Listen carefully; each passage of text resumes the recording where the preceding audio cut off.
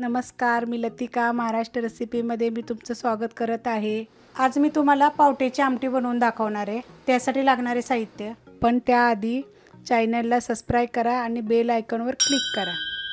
हे पावट्याच्या शेंगा बघा 250 ग्रॅम घेतले आहेत। त्याचं बी काढून घेतलेले बघा, किती छान ताज्या भेटलेले आहेत आणि शेंगा।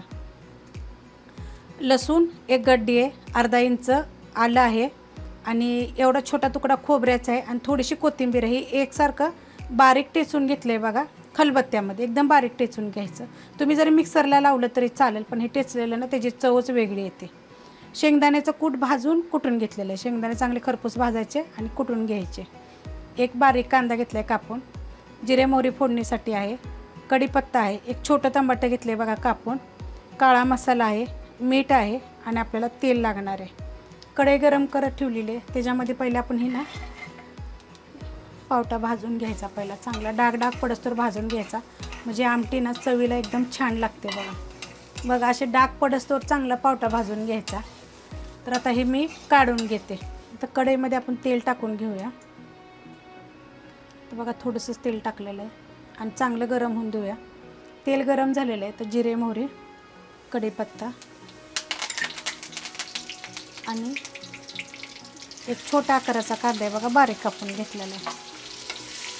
तुम्ही लोक कशी पावट्याची आमटी बनवता? तुम्ही काय मी वेगळी जर बनवत असेल तर मला सांगा। हे आमचं म्हणजे सातारा भागाला बघा अशी बनवतात, म्हणजे माझी आई अशी बनवत होती, चुलत्या वगैरे माझ्या नंदा वगैरे अशा बनवत होत्या। तर तुम्ही काय वेगळी जर बनवत असेल तर मला कमेंट करा आणि कमेंटमध्ये सांगा, मी तशी पण बनवून खाईन। तर आपण चांगला कांदा भाजून घेऊया। कांदा बघा भाजलेला आहे, तर त्याच्यामध्ये आपण टमाटर टाकून घेऊया।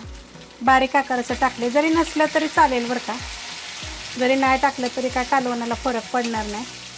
आणि ह्याच्यामध्ये आपण थोडंसं ना मीठ टाकून घेऊया आणि चांगलं सॉफ्ट होस्तोर टमाटर भाजून घेऊया तेलामध्ये।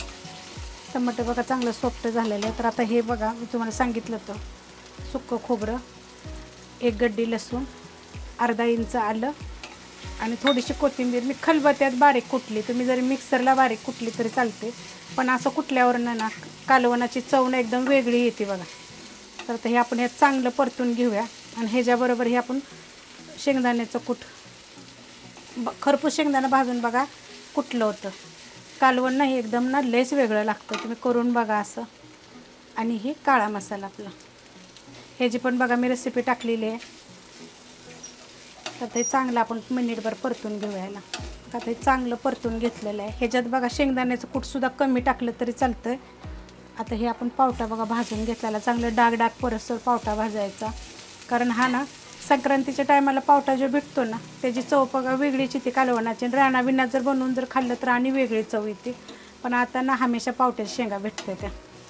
मला काय आता बघा लय दिवस झालं राजमा खाऊ वाटलं, पण राजमाचे काही शेंगा भेटेना। ते घेवडा, जसं आपल्याकडे गावाला घेवडा बोलतात तिथं राजमा बोलतात, घेवड्याच्या शेंगाच भेटल्या नाही त्या। तर हे परतून घेते चांगलं आणि आपण ह्याच्यातनं पाणी टाकून घेऊया। तर आता तुम्हाला किती पाहिजे त्याच्याप्रमाणे, पण पावट्याची आमटी ना पातळ असावी बघा, भातावर ज्वारीची भाकरी, बाजरीची भाकरी छान लागते बघा खायला। तर मी 1 ग्लास पाणी ओतलेलं आहे, आपण अजून थोडंसं पाणी ओतूया, म्हणजे 4 ते 5 माणसांना बघा हे कालवण पुरतं। 2 ग्लास मी पाणी टाकलेलं आहे आणि त्याच्यामध्ये आपण ना चवीपुरतं मीठ टाकून घेऊया। ज्यांनी काळा मसाला जी माझी रेसिपी बनवली तर त्यांना गरम मसाला बी टाकायची बघा गरज नाही, नाही ते चवदार असे मसाले सगळे आपले झालेले आहेत। आणि गरम मसाल्याचे पण व्हिडिओ भरपूर आहे ते। आता हे मी चांगलं शिजवून देते बघा। आपल्याला 10 ते 15 मिनटं बारीक गॅसवर चांगलं शिजवून द्यायचं। कालवणा बघा चांगली उकळी फुटलेली आहे, तर एकदम स्लो गॅस करते आणि आपण स्लो गॅसवर ना कालवण शिजवून घेऊया आणि आपण याच्यावर झाकण ठेवूया। एकदम बारीक गॅसवर आता कालवण होऊन द्यायचं, मग चवीला पण चांगलं लागतं। कालवण बघा स्लो गॅसवर आपण ठेवलं होतं, एवढं आटलंय बघा कालवण आणि एकदम छान असं पावट्याचं कालवण झालेलं आहे बघा। असं एकटं झालेलं आहे बघा। तर ही जर पावट्याची जर आमटी तुम्हाला जर आवडली ना तर प्लीज एक लाईक करत जा, मला कमेंट करत जा।